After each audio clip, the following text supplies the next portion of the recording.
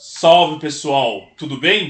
Davi Vega com vocês novamente. Bom, hoje eu quero falar de um autor que ele me influenciou muito, principalmente nos anos de faculdade, quando eu cursava a graduação de Sociologia, e infelizmente ele é muito pouco falado, e ele acabou se tornando um autor meio que marginalizado, se você comparar com os três porquinhos da Sociologia, né, que é o Durkheim, o Marx e o Weber, que só se falam nesses três autores principais da sociologia e se esquecem de outros autores que também influenciaram muito, inclusive esses autores que eu mencionei, mas infelizmente eles são um pouco falados. O autor em questão que eu quero falar é o Ferdinand Tönnies. Ferdinand Tönnies, alemão, que ficou muito conhecido pela sua obra Comunidade, Sociedade, né? E os termos Gemeinschaft e Gesellschaft, que seriam os termos para comunidade e sociedade, né? Bom, antes de eu entrar no assunto, eu peço por favor para vocês curtirem, compartilharem e deixem aqui o comentário se vocês gostam também da obra do Tönnies e da sociologia em geral, né?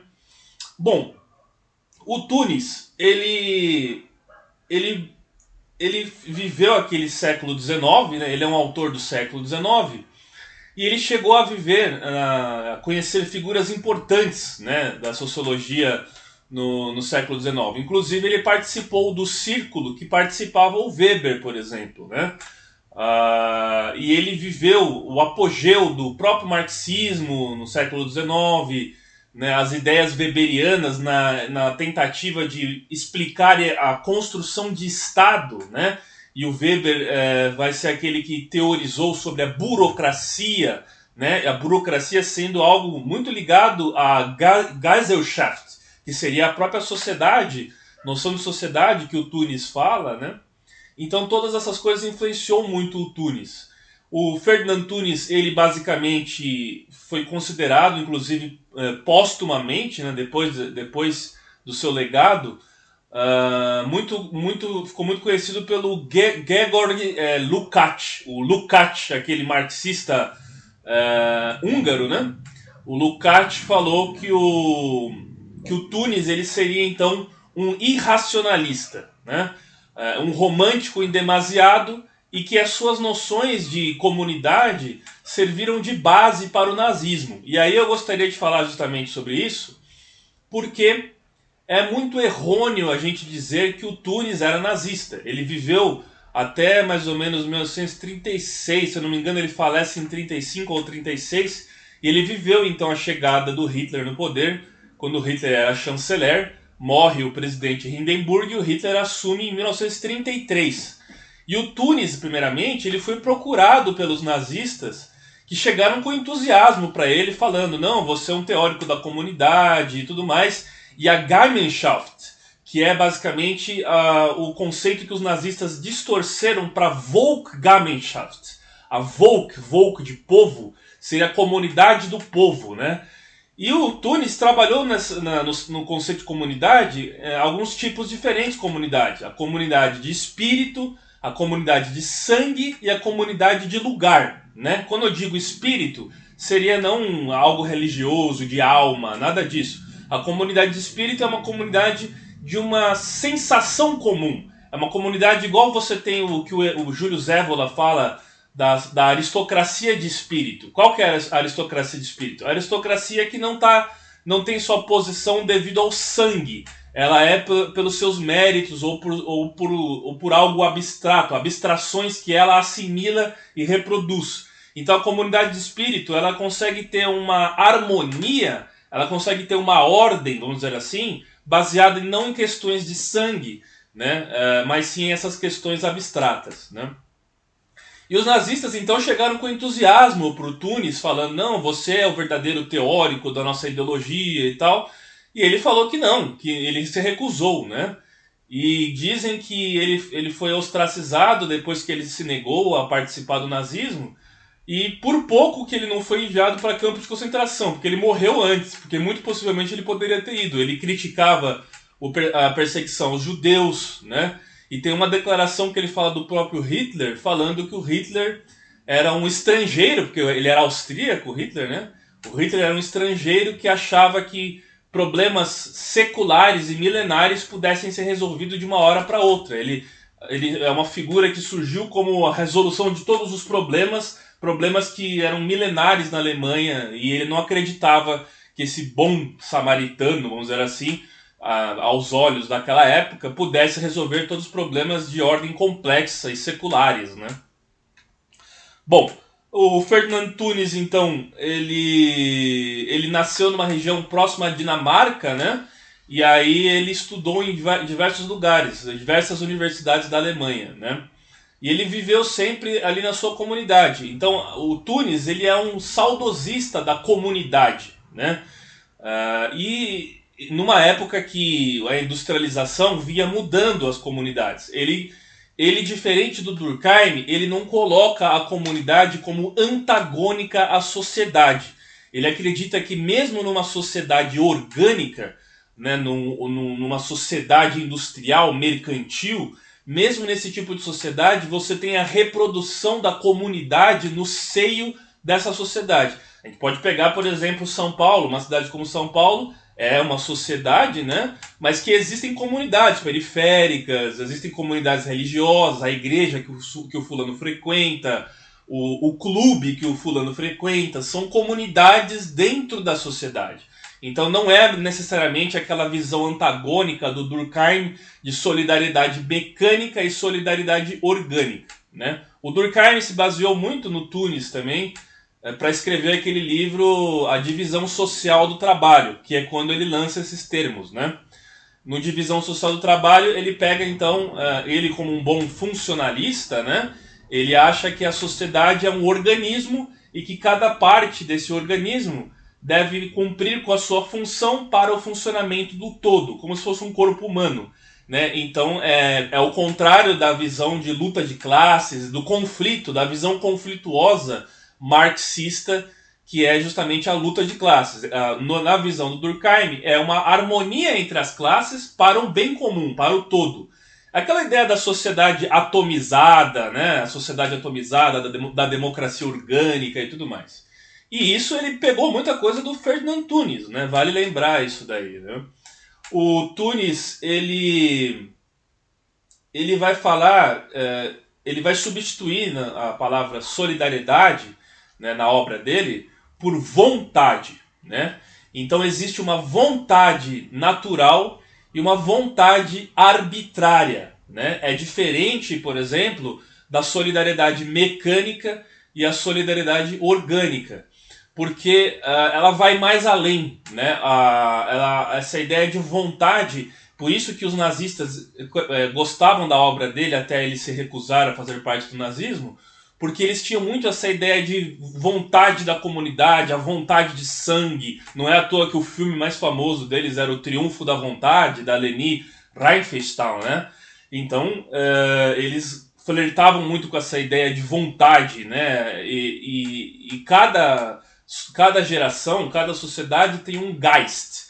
Geist seria espírito, né? Então, eles, na época dos nazistas, o Geist deles era o espírito da vontade, né? A força de vontade, que era justamente essa ideia de que eles começaram como poucos marginalizados, tropas de rua da SA lá, dos Freikorps, e depois chegaram a dominar um país inteiro. Então é a vontade de se continuar, e está muito ligado a essa ideia de mérito também, essa ideia de ascensão, né? Enfim, de tudo isso, não é? E não é à toa que eles usavam essas palavras ascensão, vontade, era muito usado por eles, né? Mas isso não quer dizer que a obra do Tönnies não tenha seu valor para a gente entender justamente essa discussão entre comunidade e sociedade. Infelizmente, até por culpa do Lukács, que fez esse desfavor, ele só é visto como praticamente um teórico da Volksgemeinschaft, a Volksgemeinschaft que seria a dos nazistas. Mas a Gemeinschaft, comunidade, e a Gesellschaft, sociedade, são dois termos que vale muito a gente estudar, porque mesmo numa sociedade impessoal, racional, e cada vez mais as comunidades têm sido englobadas pela sociedade orgânica, cada vez mais elas têm sido englobadas pelas sociedades impessoalistas, né? elas ainda sobrevivem de certa forma, de algum jeito. E mesmo no mundo digitalizado, no mundo da internet de hoje, você tem as comunidades online, as comunidades da internet de pessoas que participam de comunidades por interesses comuns ou qualquer coisa assim. Então a comunidade não é mais só a família, a religião, a cultura, que eram os antigos fatos sociais que o Durkheim falava. A comunidade não é mais apenas esse tipo de comunidade familiar, seja o que for. A comunidade hoje ela se dá também pelas afinidades que são reproduzidas na internet, né? A palavra espírito pode ser traduzida também como cultura, né? Comunidade de espírito é uma comunidade de cultura, né? E bom, então temos a comunidade de espírito, comunidade de lugar e a comunidade de sangue. E o que seria a comunidade?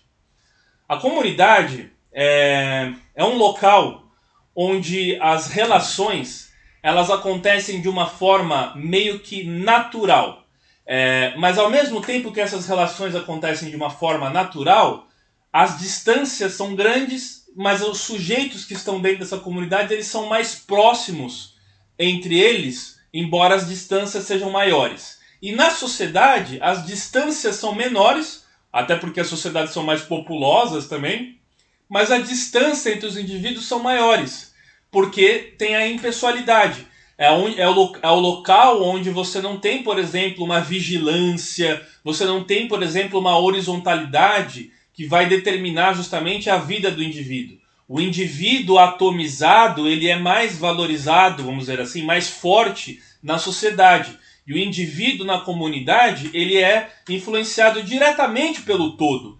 Tanto que o surgimento do individualismo, ele surgiu na Revolução Francesa e depois na Revolução Industrial, quando você tem sociedades justamente que fizeram uma revolução burguesa, e aí você tem a ideia e a noção de indivíduo. No passado, nas comunidades, essa noção de indivíduo ela não existia, né? Você vivia para o todo. A própria polis grega, por exemplo, a polis grega era o exercício da democracia para a cidade, para a polis. Então era feita para o coletivo. O direito romano, que foi uma reinterpretação pelo Napoleão Bonaparte, o direito romano que é privado, ele era também voltado ao coletivo na Roma Antiga. Ele se tornou privado muito pelos códigos napoleônicos, principalmente, né? Então, na verdade, essa ideia de indivíduo ela é uma ideia mais moderna, né? E na comunidade, não é que não exista o indivíduo, ele existe, mas ele é mais voltado para o todo.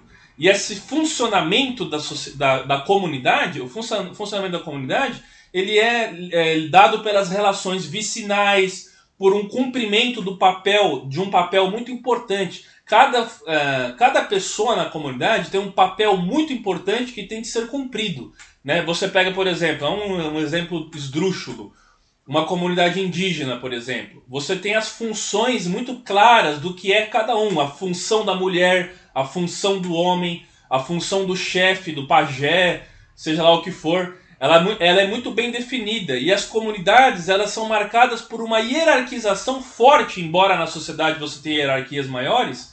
A comunidade tem hierarquias de papéis muito bem definidos, né?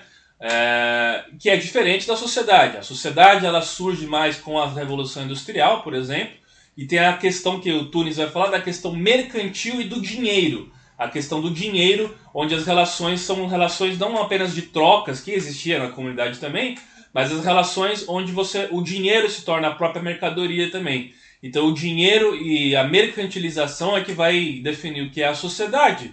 E na sociedade, os indivíduos, embora estejam mais próximos fisicamente, numa cidade, moram num apartamento, por exemplo, um em cima do outro e tal, eles estão mais distantes espiritualmente, porque você pode entrar no seu elevador e nem cumprimentar o seu vizinho, às vezes você não sabe nem quem é o seu vizinho, e você mora há anos num prédio e nunca deu nem bom dia para determinada pessoa.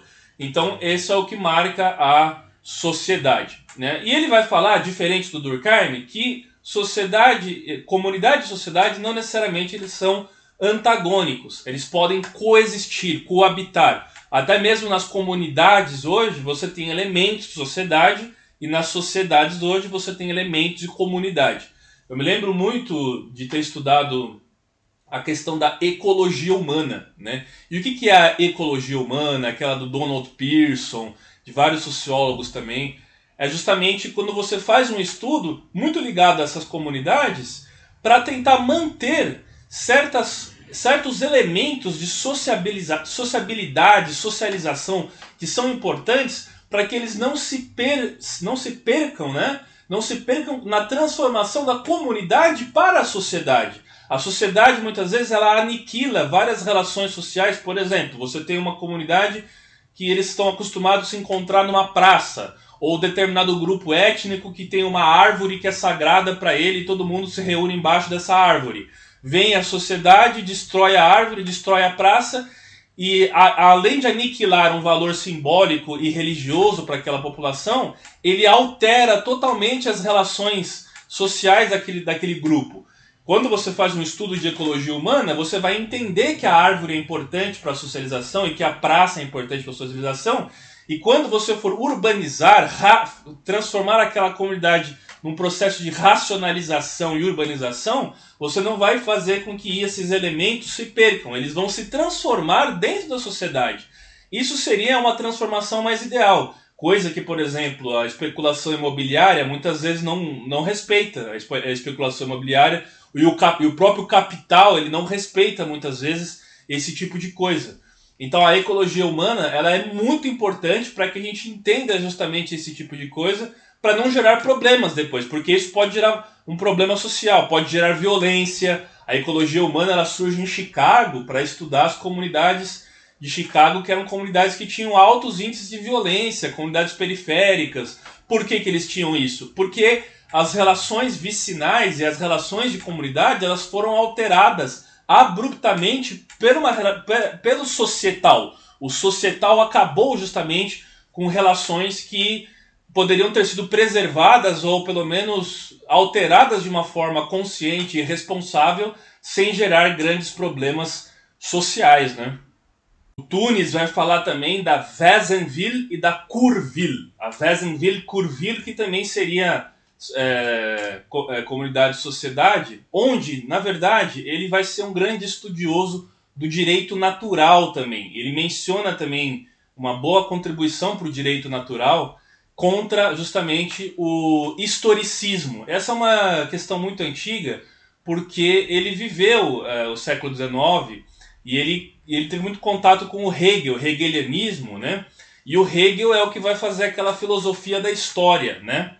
O Ferdinand Tunis, ele não é que ele não defenda o historicismo, ele chegou a defender em certos momentos o historicismo, mas é uma discussão muito interessante essa discussão da comunidade, porque o comunal, no comunal é onde você tem mais questões naturais, da própria natureza humana. É como se ela fosse uma organização natural. A comunidade ela é mais natural. E a sociedade é onde as leis, a Constituição que está escrita, a abstração da lei, ela se faz mais presente. Então o historicismo ele tem uma característica maior nas sociedades, né, do que nas comunidades. Então você tem um certo antagonismo entre natureza e sociedade, natureza e cultura. Você tem um pouco desse antagonismo se você for analisar bem, né? Não que não existam esses dois elementos em ambas, é claro que existe,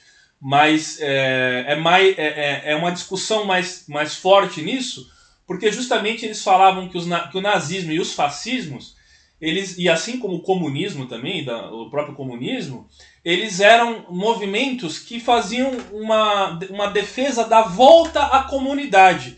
Era você sair da sociedade e ter um retorno ao comunal. O nacionalismo faz muito disso, né? Você resgatar elementos étnicos, elementos de nacionalidade, esses tipos de elementos, a da língua, da religião, vários elementos culturais e identitários, são os elementos identitários, e você fazer uma volta para essa comunidade.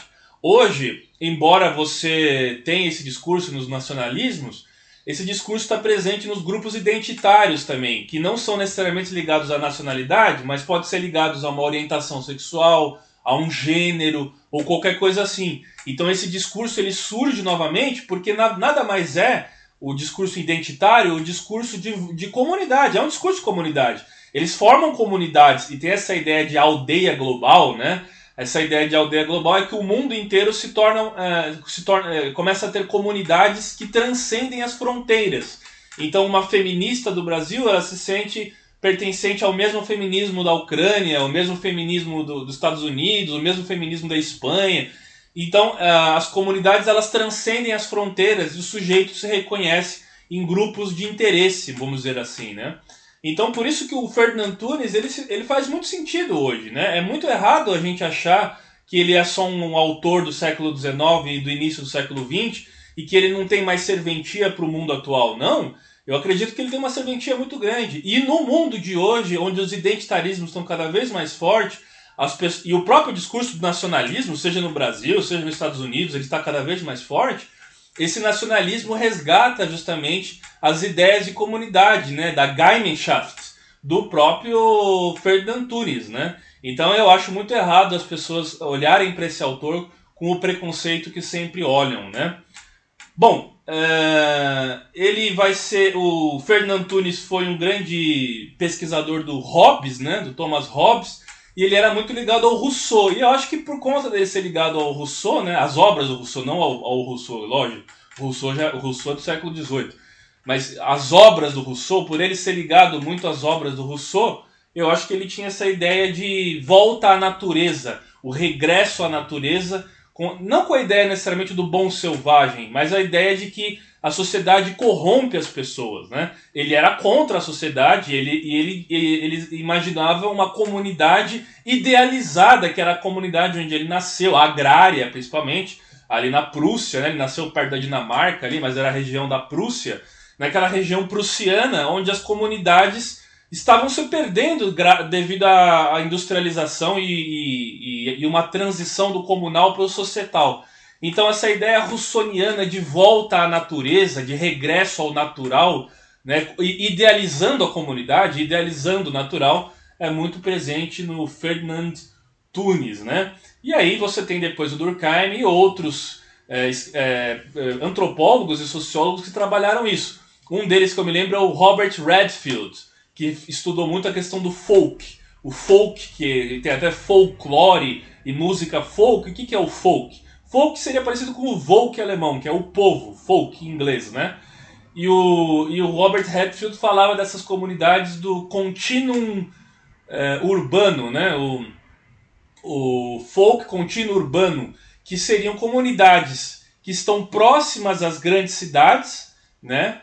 E nessas comunidades você ainda tinha elementos de comunidade, comunitárias, né? Das relações vicinais, mas ao mesmo tempo elas começavam a se transformar também por conta da introdução da sociedade.